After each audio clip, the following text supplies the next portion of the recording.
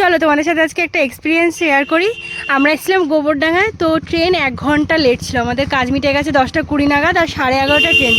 তো আমরা ডিসিশান নিয়েছিলাম যে আমরা হাঁটতে হাঁটতে গোবরডাঙ্গা স্টেশন থেকে আমরা জামদানি হয়ে ঠাকুরনগরে যাব, তারপর ওখান থেকে আবার অটো ধরে বাড়ি যাব।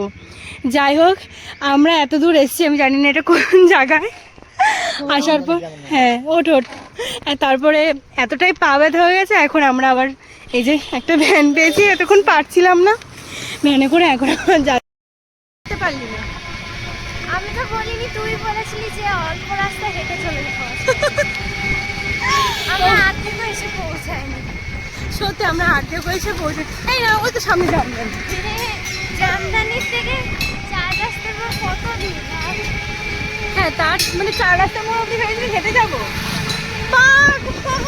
আমি তো তাই বলেছি। আমি ঠাকুরনগর থেকে আবার হাঁটিয়ে নিয়ে যাবো, মানে কি বলবো।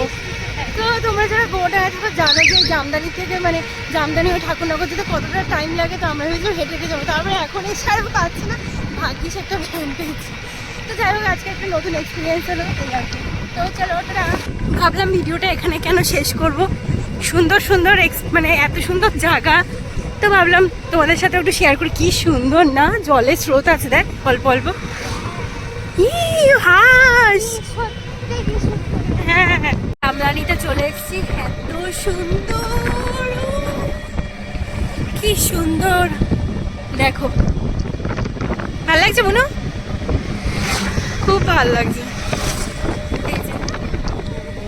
ওই শিমের ফুল, ওগুলো শিম গাছ।